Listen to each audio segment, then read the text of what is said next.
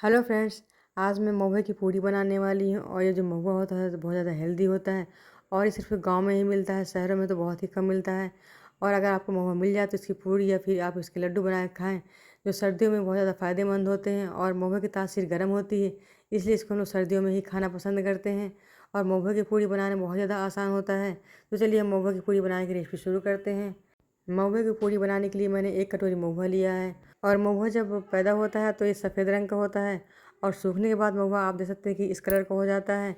महुआ की तासीर गर्म होती है और महुआ अधिकतर सर्दियों में खाया जाता है। अगर आपको महुआ मिलता है तो आप इसका ज़रूर इस्तेमाल करें, क्योंकि महुआ खाने से कमर का दर्द बिल्कुल ठीक हो जाता है। और अगर आप महुआ की पूड़ी या फिर महुआ के लड्डू बनाना पसंद करते हैं तो सर्दियों में इसका ज़रूर इस्तेमाल करें। और महुआ को इस्तेमाल करने से मैंने पहले काफ़ी अच्छे से इसको धो लिया है और धोने के बाद इसको मैंने 3 से 4 घंटे के लिए भिगो दिया था। और महुआ फूलने के बाद आप देख सकते हैं कुछ इस कलर का हो गया है, इसका कलर कुछ हल्का हो गया है और इसे हमें दोबारा से अच्छे से धो लेना है।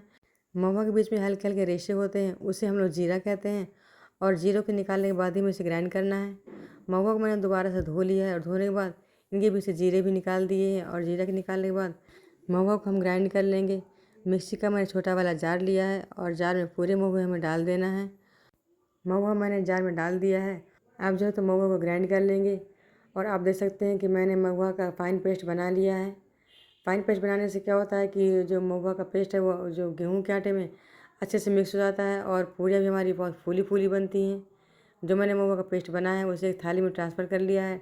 और थाली में ट्रांसफ़र करने के बाद इसमें हम आटा डालेंगे। गेहूँ का आटा में उतना ही डालना है जितना इसमें यूज़ हो जाए।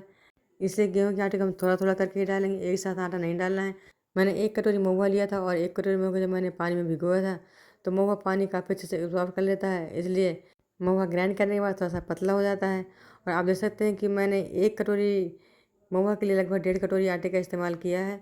और बहुत बढ़िया से हमारा डो बन के तैयार हो गया है। और डो बनाने के बाद मैंने 1 चम्मच रिफाइंड ऑयल आटे में डाल दिया है। इससे क्या होगा कि पूड़ियाँ हमारी काफ़ी क्रिस्पी बनेंगी। अगर आप ज़्यादा मीठा खाना पसंद करते हो तो यहाँ पर आप गुड़ या फिर चीनी का भी इस्तेमाल कर सकते हैं। वैसे महुआ खुद से ही मीठा होता है, इसमें गुड़ या फिर चीनी डालने की ज़रूरत नहीं पड़ती है। इस तरह से क्या होगा, ये जो पूड़ियाँ बनी वो तो हल्की मीठी बनेगी और जब इसको आप चाय के साथ भी यूज़ कर सकते हैं या फिर आप इसको अचार के साथ भी यूज़ कर सकते हैं। डो में जो मैंने 1 चम्मच ऑयल डाला था, ऑयल को भी काफ़ी अच्छे से मिक्स कर लिया है और डो रेडी हो चुका है। अब चलिए इसे पूड़ियाँ बनानी है। डो से मैंने छोटी छोटी लोइयाँ तोड़ लिए हैं। एक लोई का पेड़ा बनाकर इसे हमें बेल लेना है। पूड़ी को बेलने के लिए सूखे आटे का इस्तेमाल नहीं करेंगे। यहाँ पर मैंने पूड़ी को बेलने के लिए छोटा सा ऑयल लोई में लगा लिया था और उसी से मैंने पूड़ी बेल ली। अगर आपका डो टाइट बना हुआ है तो पूड़ी बिना सूखे आटे की बहुत अच्छी बन जाती है। आपने देखा है कि मैंने थोड़ा सा तेल लगा लिया पूड़ी में और एक पूड़ी बहुत ही बढ़िया से बन गई है। मैंने आपको उठा कर दिखाया, पूड़ी वहाँ बहुत पतली बनी है। इसी तरीके से मैं दूसरी पूड़ी बना लेनी है। दूसरी पूड़ी के लिए मैंने एक पेड़ा लिया है और उसमें थोड़ा सा ऑयल लगाया है और बेलन की सहायता इसे इसे ही बेल लिया है। 2 पूड़ियाँ हमारी बन गई हैं। और दूसरी तरफ मैंने कढ़ाई में ऑयल गर्म होने के लिए रख दिया है। ऑयल काफ़ी अच्छे से गर्म हो गया। मैंने एक छोटा सा पार्ट आटे का डाला है। आपने देखा है कि वो ऊपर आ गया तैर करके। और पूड़ी को मैंने डाल दिया कढ़ाई में। पूड़ी बहुत ही अच्छे से देखिए फूल रही है। आपने देखा पूड़ी कितनी बढ़िया से फूल गई है। एक पूड़ी हमारी बहुत ही अच्छे से बन गई, इसका कलर बहुत अच्छा आया है। अब कढ़ाई में थोड़ी जगह बची हुई है, यहीं पर हम दूसरी पूड़ी भी डाल देंगे। देखिए दूसरी पूड़ी मैंने डाल दिया है और दूसरी पूड़ी बहुत अच्छे से फूल गई है। आपने देखा है कि जो मैंने महुए की पूड़ी बनाई कितनी बढ़िया फूली फूली पूड़ियाँ बनी हैं और पूड़ी का कलर बहुत अच्छा आया है। एक पूड़ी बन गई, जिससे मैंने निकाल लिया है।